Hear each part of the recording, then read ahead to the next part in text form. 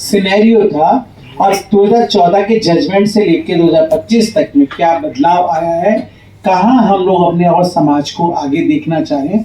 तो मैं शुरुआत अपनी छोटी सी कविता से करूंगी। छोटा सा बच्चा जन्मा आंचल की छांव में, छोटा सा बच्चा जन्मा आंचल की छांव में, मिठाइयां बटी, धूम मची, नगाड़े बजे उस गांव में, सब कुछ ठीक चलता रहा आंचल की छांव में। 10 साल बाद घटना घटी उस गांव में। लोगों ने कहा न ये पुरुष है न महिला है, लोगों ने कहा न ये पुरुष है न महिला है। बदनामी के डर से परिवार का मन बदला, बदनामी के डर से परिवार का मन बदला, क्योंकि समाज ने नाम दिया था हिजड़ा, क्योंकि समाज ने उसे नाम दिया था हिजड़ा। अर्धनारीश्वर का रूप मुझे स्वीकार है, अर्धनारीश्वर का रूप मुझे स्वीकार है, फिर भगवान की बनाई हुई रचना से अस्वीकार क्यों। कुत्ते बिल्ली की भी यहाँ कदर है, कुत्ते बिल्ली की भी यहाँ कदर है, क्या बेदर जमाना खुद गर्ज है। अंधे बहरों को भी यहाँ राहत है, फिर हिजड़ों को क्यों नहीं दे पाते राहत है। ये सच्ची मतलब जो बातें हैं जिससे आज हम एक बड़े बड़े डॉग्स घर में कैट्स पाल रहे हैं, पर एक जो नॉर्मल सिर्फ कपड़ों के अंदर उसका क्या जेंडर है फर्क नहीं पड़ता है, वही सेम 2 हाथ 2 पांव 2 आंखें 2 कान सब कुछ सेम है। वो समाज से कटाश भरी नजरें और कटाश भरे शब्दों का प्रयोग करके उसके एक बड़ा सुंदर सा भी आपने बात कर राम वाली चौपाई की बात करी, तो आत्मा का तो कोई जेंडर ही नहीं होता। क्योंकि मीरा एक सभा में गई तो वहां का यहाँ औरतों का आना प्रवेश बंद है, तो मीरा बड़े जोर जोर से हंसने लगी। संतों ने कहा हमने तो कोई मना कर आने के लिए और तू बड़े जोर जोर से। तो मीरा ने कहा परम पिता परमेश्वर तो एक ही है, हम तो सब उसकी आत्माएं हैं।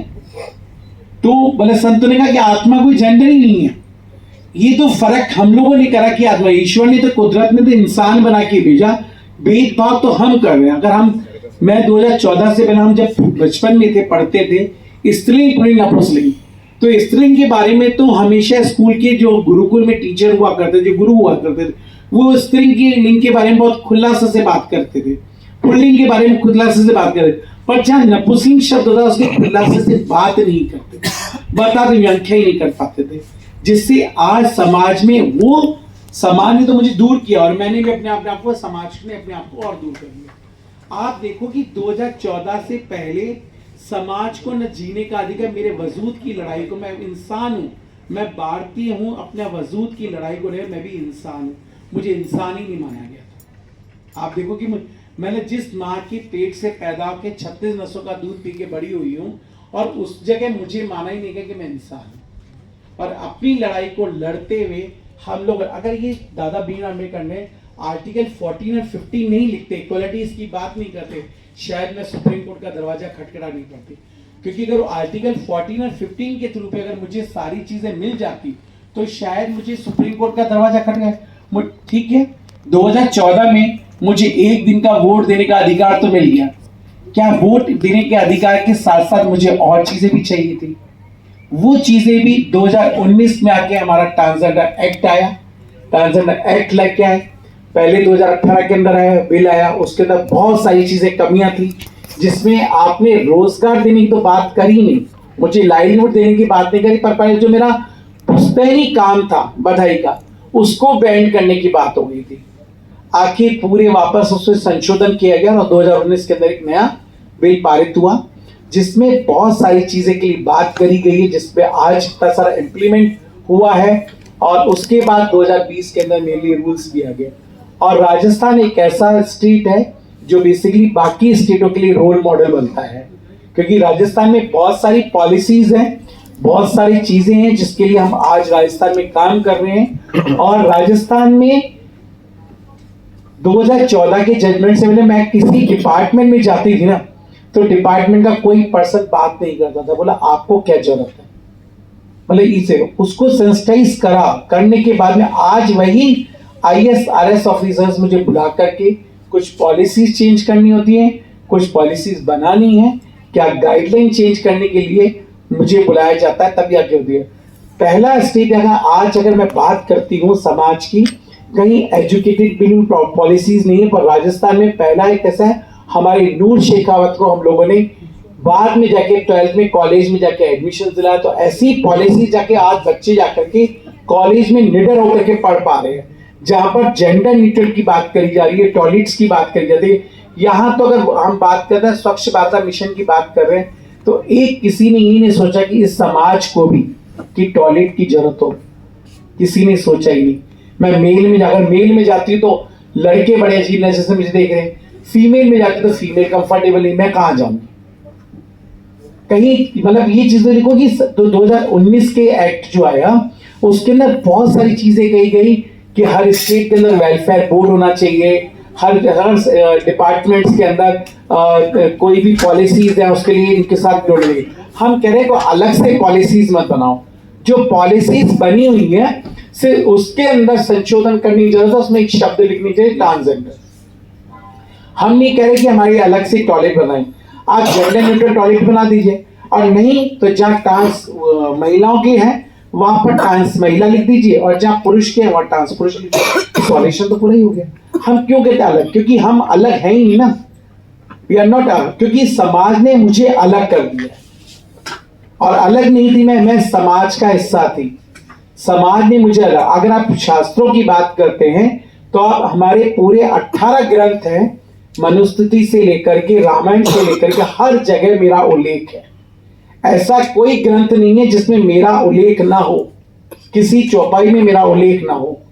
पर कहीं ना कहीं शिखंडी नहीं होते तो क्या महाभारत समाप्त होता है? विश्व पितामह के शैया पे लेख पाता क्या? तो आज समाज ने धर्म की रक्षा के लिए शिखंडी लिखा, अम्बा भी पैदा हुई, वहां ब्रंगला भी थी। ये सब अगर देखी जाए तो अगर मैं द्वापर युग में देखती हूं तो मुझे ब्रंगला, शिखंडी, अम्बा तक का रूप दिया गया है, और वहीं मैं त्रेता युग देखती हूं तो मुझे मोहिनी के रूप में देखा गया, और वहीं मैं सतयुग में देखती हूं तो मुझे किन्नर के रूप में देखा गया। और आज मैं कर्म युग, कलयुग में तो आया ही नहीं है, कर्म युग में जी रही हूं। तो कर्म युग में मुझे क्या क्या नाम दिए गए, पर सुप्रीम कोर्ट ने मुझे बहुत सुंदर सा नाम दिया, ट्रांसजेंडर। और हमें समझना पड़ेगा ट्रांसजेंडर है कौन, क्योंकि हर स्टेट के अंदर अलग अलग नामों से मुझे जाना जाता था। मुझे साउथ में मुझे अरवानी कहा जाता है, पंजाब में मुझे मंगलामुखी कहा जाता है, गुजरात में मुझे मौसी कहा जाता है, राजस्थान में मुझे बुआ जी कहा जाता है। तो हर जगह अलग अलग, कहीं महाराष्ट्र में चल जाओ तो जोगती, जोगप्पा, है ना। तो सरकार ने कहा हर जगह का अलग नाम तो नहीं दिया जाए, उन्होंने एक अम्ब्रेला बनाया जिसके अंदर एक शब्द दिया ट्रांसजेंडर्स, और उस ट्रांसजेंडर अम्ब्रेला के अंदर सारी कैटेगरीज को डाल दिया, और जिसकी सेंट्रल गवर्नमेंट ने 2021 के अंदर एक पोर्टल बनाया, ट्रांसजेंडर पोर्टल आइडेंटिटी कार्ड के लिए बनाया।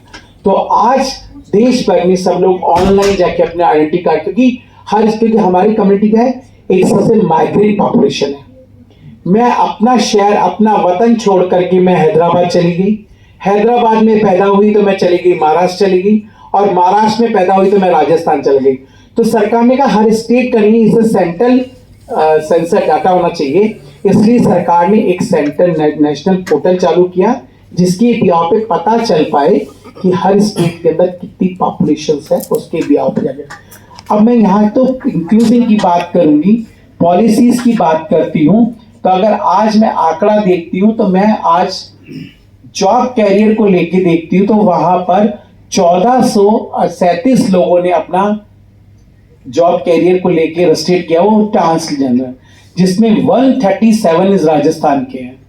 पर आज भी वो प्रतीक्षा में है कि कब जॉब मिलेगी। हम देखते ट्रांसजेंडर्स पढ़े लिखे नहीं, पर आज इतना इंक्लूसिंग आ रही है कि वहां जॉब कैरियर में करेंगे।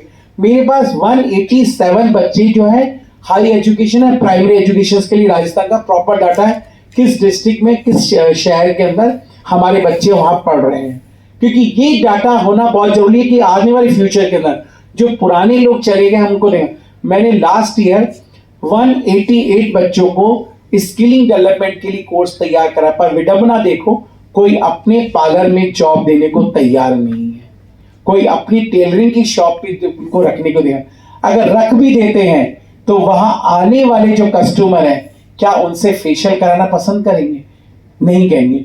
वहां दिन भर कटाश भरी शब्द ही नहीं, नजरें भी बहुत कुछ बयां कर जाती हैं, तो शायद वो बच्चा वहां जा ही नहीं पाएगा, दूसरे जगह मुझे वहां जाना ही नहीं है। तो आज समाज का ये कि सोच के साथ में हमें सोच भी बदलनी है। हम मल्टीमीडिया फोन अपना रहे हैं, हम आईफोन को 15 रख रहे हैं, पर अभी भी सोच हमारी कीपैड वाली है। हम इस सोच को अपग्रेड नहीं कर रहे कि हम समाज के प्रति किस तरह संवेदनशील होना चाहिए, क्योंकि वो भी किसी का भाई है, वो भी किसी की बहन है, उसने भी किसी माँ के, क्यों किसी के माँ से आंचल छूटे, किसी बाप का साया छूटे। आज वो अगर नहीं होता, आज मैं बात कर रही कॉलेज स्कूल्स की बात करती हूँ कि प्राइवेट, अगर किसी बच्चे के साथ पुलिंग नहीं होती तो शायद वो बच्चा स्कूल कंटिन्यू पढ़ाई करता, उसका स्कूल नहीं छूटता, उसका घर नहीं छूटता, उसके साथ के कलीग्स नहीं छूटे। एक बच्चे के साथ में जब पुलिंग हुई तो उसने जाके कंप्लेन करी, उसको कहा गया तू स्कूल का माहौल गंदा हो रहा है तेरी वजह से, उसके हाथ में टीसी दे दी जाती है, और टीसी देने के बाद में जब घर पे टीसी लेके माँ बाप कहते हैं तेरे को स्कूल से निकाल दिया नालायक, तो उसको घर से निकाल दिया जाता है। जब घर से निकाल दिया जाता है तो साथ के कलीग्स उसे पुलिंग करते तो वो घर छोड़ के चला जाता है। तो यहां पर गलती गुरु टीचर की है, जिसने उस पर ये दी है, जिस दिन बच्चों ने पुलिंग की तो उनको पनिश देने की जगह उस बच्चे को पनिश किया गया। बच्चों के साथ सेक्स अब्यूज होता है, जिससे ब्लैकमेलिंग होती है, बच्चा घर छोड़ देता है, स्कूल छोड़ देता है, और जाके वो पीतल के गुरु और काठ की ढोलक का सहारा लेता है, क्योंकि इसका और कोई चारा ही नहीं होता। इवन हमें कहीं मकान नहीं मिलता, अगर कहीं मकान भी मिलेगा तो उसकी कीमत मुझे 4 गुना बयां करनी पड़ती है। क्यों? क्योंकि मैं किन्नर हूं। मेरे साथ टर्म्स और कंडीशंस और ज्यादा फॉलो हो जाती है। क्यों? क्योंकि मैं किन्नर हूं। अगर मेरी आइडेंटिटी कार्ड पे अगर मेल है और मैंने अगर फेमिनिन कॉस्टिंग पहनी हुई है तो मुझे मकान नहीं मिलेगा, क्योंकि आप डुप्लीकेट है। पर अब सुप्रीम कोर्ट ने 2019 के जजमेंट के बाद में अपने सारे डॉक्यूमेंट्स को बदलवा सकती हूँ, सब कुछ कर सकती हूँ, पर अभी भी 3 कपड़े पहन करके मैं मकान नहीं ले सकती। मैंने जब शेल्टर होम जयपुर में शुरू किया 2021 के अंदर, सेकंड कोविड था, आप बिलीव करेंगे जयपुर, पूरा जयपुर की आबादी इतनी है और जयपुर करीबन आज से 40 किलोमीटर के दायरे में फैला हुआ है, और मैं 40 किलोमीटर के दायरे के कोना कोना छान मारा, पर कोई अपना मकान देने को तैयार नहीं हुआ। क्यों नहीं हुआ? क्योंकि वहां 25 किन्नरों को रखना था और 10 जनों का 35 लोग को कौन रखेगा। साफ मना हो जाती थी। एक मकान मालिक ने मुश्किल से हाँ करी, मन चाही कीमत दी, टर्म्स और कंडीशन लगाई गई। जैसे ही वहां बोर्ड लगा, पूरी कॉलोनी एकत्रित हो गई। मैं तो पढ़ी लिखी थी, मैं कानून के साथ थी। मैंने कहा ठीक है, आपको प्रॉब्लम है तो अगर आप चाहते हैं किसी का बच्चा किसी सिग्नल पे खड़े होकर भीख मांगे, आप चाहते हैं किसी का बच्चा 2 वक्त की रोटी के लिए बदन बेचे, तो मुझे कोई दिक्कत नहीं है, मैं 2 महीने के बाद ये मकान खाली कर दूंगी, और जिसको प्रॉब्लम है बता दूं, मैं इसको लीगल तरीके से उसका आंसर दे दूंगी। उस कॉलोनी में लोगों ने अप्रिशिएट किया, सेंसिटाइज किया, और आज मेरा शेल्टर होम 4 साल से वहीं चल रहा है। पर बदलाव हमने करके भी दिखाया। कहते ना, आप हमें मौका दें, हमारे बच्चे करके दें। आज मेरे बच्चे हिंदुस्तान जिंक में, टाटा स्टील में, अमेजॉन में, फ्लिपकार्ट में, वेदांता ग्रुप में काम कर रहे हैं। ये हमने करके दिखाया। बड़े बड़े होटल इंडस्ट्रीज के अंदर, ताज ग्रुप के अंदर, ललित के अंदर आज हमारे ट्रांसमिस काम कर रहे हैं। तो जब वो बराबर काम कर पा रहे हैं तो हम पहल के, हर एक इंसान कहता है ट्रेन के अंदर आप ट्रेन में चढ़ रहे हो, मांग रहे हो, पर क्या किसी ने सोचा उनको काम देने के लिए? आपको जरूर वो ताली हेरिटेट कर रही है, पर वो ताली इसका पेट भी भर रही है। हमने उसको ताली बजा तो देख लिया, हमने बड़ी गाड़ी का कांच तो ऊपर कर लिया, पर वही ताली उसका पेट भर रही है। हमने पहले उनके लिए रोजगार की व्यवस्था नहीं करी। हमें पहले उनके लिए उनके साथ मेंटल जो काउंसलिंग है, जबकि फ्रस्ट्रेशन होता है, जहां जो चीज चाहिए मुझे मिली नहीं, माँ बाप ने मुझे दुकार दिया, मेरे भाई ने मुझे दुकार दिया, मेरी बहन ने मुझे दुकार दिया, साथ के दोस्त ने मुझे दुकार दिया, तो मैं कहाँ जाऊं? तो अंदर जो फ्रस्ट्रेशन भरा हुआ है, जब तक उसको काउंसलिंग, मेंटल काउंसलिंग नहीं मिलेगी, शायद उन्हें, हमने एक कप बैठ करके किसी के साथ बैठ करके चाय पीने की कोशिश नहीं करी। लोग क्या कहेंगे? मैं किसी किन्नर से बात कर रहा हूं, अगर किसी किन्नर को लिफ्ट दे दूंगा तो दुनिया क्या कहेगी? समाज की ऐसी विडंबनाओं की वजह से आज समाज पीने, आप कहते हैं ना, हम समाज का रूप देखते हैं कि वो कितना फ्रस्ट्रेट हो जाता है क्लैपिंग कर करके सामने, पर उस समाज ने हमेशा सोसाइटी से जो चाहा उससे मिला नहीं, हमेशा उससे करा। और जब आपने सिक्के का हमेशा एक पहलू देखा है, हमने सिक्के का दूसरा पहलू देखने की कोशिश ही नहीं करी। जिस गुरु के घर पे रहता है वहां पर भी डोमेस्टिक वायलेंस होता है। हमने हमेशा देखा है कि सिर्फ महिलाओं के साथ डोमेस्टिक वायलेंस होता है, पर यहाँ किन्नरों के साथ भी जो गुरु होता है वहां पे भी इसका डोमेस्टिक वायलेंस होता है। वुमेन ट्रैफिकिंग होती है। मैं मेरी गुरु को अगर छोड़ के जाती हूं तो मेरे पर 10 लाख 20 लाख तक की बोली तक भी लग जाता है। पर 2019 के एक्ट के आने के बाद में बहुत चीजों के कंट्रोलिंग हुआ है, बहुत चीजों का हमने बदलाव लाने की कोशिश की जो समाज में। इवन आप देखो, जब मैं 2002 के अंदर HIV प्लेवेंस आया था, हम काम करना शुरू किए, हम उंगलियों पे समाज को गिनते थे। लोग बताते भी नहीं थे कि मुझे इस तरह की गंभीर बीमारी का हुआ है। इवन एक अगर मेरे को यहाँ फुंसी भी हुई थी ना, हमारे बर्तन वगैरह अलग कर दिया था, इतना बड़ा डेमोस्टिक था, इतना बड़ा सिग्मा था, क्योंकि उनके पास कोई आइडेंटिटी कार्ड नहीं था। मैं ART तक रेफर कहां कर पाऊं। समाज के प्रति इतनी वेदनशील थी कि वो गुरु उसको निकाल देते थे कि तुझे HIV निकल जा। एक केस था जयपुर के अंदर, जब हमने सेंसिटाइज किया, मैं उसकी गुरु को लेकर के ART सेंटर पे गई, उसका काउंसलिंग कराई, और आज वो है, और आज उसके साथ काउंसलिंग होकर वो स्वस्थ है, तंदुरुस्त है, सब कुछ है। क्योंकि हमें सिर्फ मानसिक रूप से हर किसी को संवेदनशील से बात करने की जरूरत है। खाली समाज के लोग इतने अच्छे हैं। आज मेरे पास BTech इंजीनियर बच्चे हैं, मेरे पास मॉडलिंग वाले बच्चे हैं, मेरे पास फैशन डिजाइनर है, मेरे पास कंप्यूटर साइंस के बच्चे हैं, मेरे पास हर तरह में ओपन यूनिवर्सिटी से इन बच्चों को पढ़ा भी रही हूँ। और आज 35 बच्चों को मैंने हेडअप करके गोद लेकर के मैं इनको रही, क्योंकि समाज को आज 2 साल से सरकार का फंड नहीं दिया था, क्योंकि लेट से था, पर उन बच्चों की आशा की वजह से हम उनकी आशाएं नहीं तोड़ते। हमें चलाना है, चाहे मैं कहीं से भी ला करके उनके लिए वो कर रही हूँ, क्योंकि समाज को एक मुख्य दर। हम लोगों ने लास्ट टाइम में LGBT प्राइड करी थी, मैंने 2000 पहली प्राइड की थी, 2015 के अंदर 10 साल हो गए। मैं जयपुर बीच में कोविड की वजह से 2 साल नहीं कर पाई थी, पर 8 साल से कंटिन्यूसली 8 बार मैं प्राइड कर रही हूँ। और वो प्राइड में 35,500 लोग एक साथ पैनल पे साथ आते हैं। रेड कार्पेट उसे कहते हैं, जहां पर लोग एक साथ अपने आप को स्वतंत्र हैं।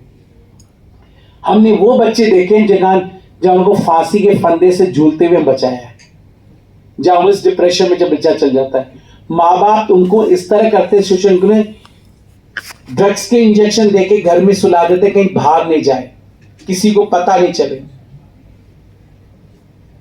आपने देखा होगा एक IAS ऑफिसर का 35 साल जब रिटायरमेंट के बाद में उसने बताया कि मैं राधा हूं, तब जाके उसने अपने आप को जेंडर को दिख लिया। क्योंकि समाज का कहीं ना कहीं मुझे डर लगा रहता है कि मुझे माँ बाप को खोने का डर, मुझे अपने साथ के कलीग्स खोने का डर, मेरे भाई को खोने का डर। एक समाज में डर की वजह से वो अपने आप को डिप्रेशन का शिकार हो जाता है और दोहरी जिंदगी का सामना कर करके जीना पड़ रहा है उसे। और दोहरी जिंदगी हम जानते हैं कितना बड़ा खतरनाक होता है कि उसके माइंड को डिप्रेशन बढ़ने नहीं देता है। और कई बच्चे ऐसे भी हैं जिन्होंने न चाहते हुए भी उस दलदल के अंदर चले गए जहां उन्हें समाज ने कभी स्वीकारा नहीं, और समाज के प्रति न चाहते हुए बच्चे ने वो पीतल की घुंघरू और काठ की ढोलक को अपना सहारा बना लिया। और आज हम उनसे बात करते हैं तो वो कहते हैं कि हमें पहले इस तरह का, ठीक है हम उनके साथ भी काम करते हैं, हम उनको ठीक है एजुकेटेड नहीं कर पा रहे हैं, पर उनको हम लोग स्टिचिंग क्लास सिखाते थे, ब्यूटिशियन को, ताकि सेल्फ डिफेंस जाकर के आसपास में कहीं जाके किसी की वैक्सिंग कर ले, थ्रेडिंग करके अपना उस तरह साथ काम कर ही सकते हैं। तो स्वावलंबी कोई मुझे 10 रुपए दे करके तो कर देगा एक बार, पर हम उससे 10 रुपए से बेटर है कि उसे ऐसा कोई काम खोल के दिखा देते हैं कि समझ। हम लोगों ने अभी स्टार्टअप करने की 3 स्टार्टअप अभी अप्रैल में करने वाले रामनवमी पे, जिसमें हमने मोबाइल वैन बनाई फूड की, और वो कमिटीज को वहां खड़ा करके एक लाइवलीहुड के साथ जोड़ने की। क्योंकि समाज को जब तक हम नहीं बदलेंगे, और पहला एक स्टेट था जहां पर हमने बात करी और 10 करोड़ का फंड सैंक्शन कराया, जिसमें 8 करोड़ 27 लाख रुपए के पे किस तरह उसकी SOP बना के वो कहाँ गए। स्टार्टअप के लिए हम 5 लाख रुपए तक का देते हैं, लोन देते हैं। इसके अलावा बामा शौक सर उनकी सर्जरी के लिए, ताकि वो कहीं सिग्नल पे न जाए, 2.5 लाख रुपए तक की सर्जरी का पैसा देते हैं। हम स्कॉलरशिप देते हैं उनको पढ़ाई के लिए। स्कॉलरशिप के साथ जो बच्चा बाहर रह रहा है, रूम लेकर रह रहा है, तो उसे प्रति माह 6,000 रुपए तक का हम लोग उसको फंडिंग देते हैं। साथ साथ में जो एजुकेटेड है उसको 4,500 रुपए बेरोजगारी भत्ता तक मिलाती है। और ये सब उसके साथ साथ में RLDC के साथ में क्राइम करके उसको किसी तरह की भी स्किलिंग करनी हो, चाहे RLDC कौशल विकास से जिस तरह की स्किलिंग करनी है वो स्किलिंग तक करवाते हैं, ताकि वो बच्चे जाकर के सेल्फ डिपेंड जाके खड़े हो पाए। और इसके अलावा भी बड़े बड़े जो है ICICI फाउंडेशन है, AU फाउंडेशन है, उनके साथ टाई अप होकर के उन बच्चों को वहां पर ट्रेन कराते हैं। जैसे गार्जियनशिप का वर्क करवाते हैं, हम लोग केयर टेकर का वर्क कोर्स कराते हैं, ताकि ये चीजें ऐसी हैं वहां जाके वो इजीली कर पाता है। जरूरी नहीं है पढ़ाई, हम उसको स्वावलंबी करने के लिए कई और है। मैं 5 SHG ग्रुप भी चलाती हूँ, जिसमें सेल्फ हेल्प ग्रुप भी चलाती हूँ कि बहुत सारे, और नगर निगम के जो उसकी ब्रांड एम्बेसडर भी हूँ। इलेक्शन डिपार्टमेंट की स्टेट आइकॉन हूँ, जिसके ब्याह पे जाकर के हम लोगों ने ट्रांसजेंडर्स के वोटर आइडेंटिटी कार्ड के कैंप लगा करके, और आज राजस्थान के अंदर करीबन सभी के वोटर आईडीज बन गए। वो एक इनिशिएटिव लेकर के जब तक हम नहीं करते तब तक नहीं हो पाता है। और आज तक किसी की बात, सुबह में एक बात चल रही थी कि फलाने स्टेट के अंदर एक कोई सांसद थी या वो थी, मैं पॉलिटिक्स की बात नहीं कर रही, हम लोगों ने किसी पॉलिटिशियन ना होने के बाद में भी सोशल समाज के प्रति होकर के, समाज के प्रति संवेदनशील होकर के, हमने पहला राजस्थान के अंदर सामुदायिक केंद्र के लिए सरकार से जमीन अलॉटमेंट कराई, ताकि कम्युनिटी के 4,417 के जमीन अलॉट गए, ताकि समाज के लिए सामुदायिक केंद्र तो बन पाए। और ये सब चीजें इसलिए की है क्योंकि हम चाहते हैं कि समाज को कहीं ना कहीं मुख्य धारा से जोड़ेंगे। आज हम यहाँ देख रहे हैं मेल और फीमेल बराबर, पर मैं जिस दिन इक्वलिटी उस दिन देखूंगी जहां पर ट्रांसजेंडर्स के भी एजुकेशन बच्चे में बराबर होंगे, तभी समाज की नजरिया एक जैसा होगा। हम हमेशा आज तक महिलाओं को इतनी बड़ी चीजें नहीं मिल पाती हैं।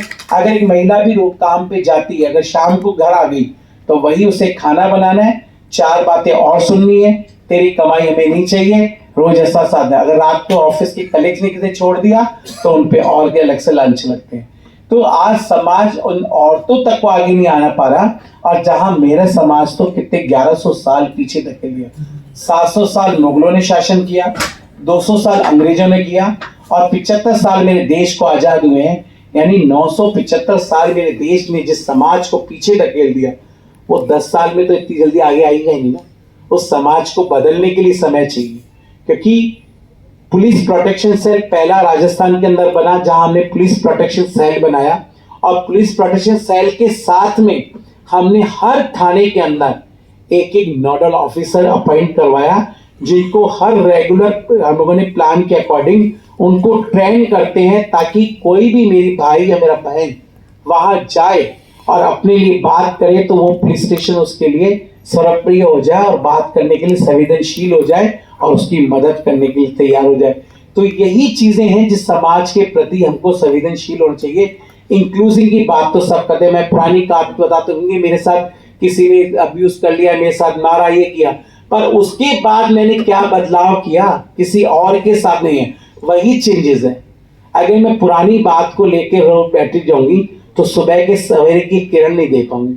और मेरी ऑर्गेनाइजेशन का नाम भी नई भोर है, यानी सूरज की पहली किरण। तो मुझे हमेशा उसी तरह सूरज की पहली किरण की तरह हर इंसान में मैंने एक डॉक्यूमेंट्री बनाई थी आंगन, और हमने हमारे जो शेल्टरों में रहने बच्चे हैं उन्हीं के ऊपर डॉक्यूमेंट्री बनाई। वो बच्चे इतने संवेदन थे कि मैं यहाँ पर अपने आप के सपने पूरे कर पा रहा हूँ, मैं अपने आप को यहाँ पर एक कंफर्टेबल जोन में प्रेजेंट कर रहा हूँ, मेरे यहाँ पर अपनी जो इच्छाएं हैं उससे पूरा कर। क्योंकि जहां उनके माँ बाप ने धिक्कार दिया, जिसने 9 महीने पेट में रख करके और बड़ा किया है, और वही इसको घर से बाहर निकालने में मजबूर कर देते हैं, वो बच्चा जब आकर के वहां उसके ड्रीम्स कंप्लीट हो रहे हैं, तो हमने, और उसको नेशनल अवार्ड भी मिला आंगन मूवी को। और हमने इसीलिए बनाई ताकि एक डॉक्यूमेंट्री ऐसी मेटेरियल तैयार हो और समाज के प्रति वजह।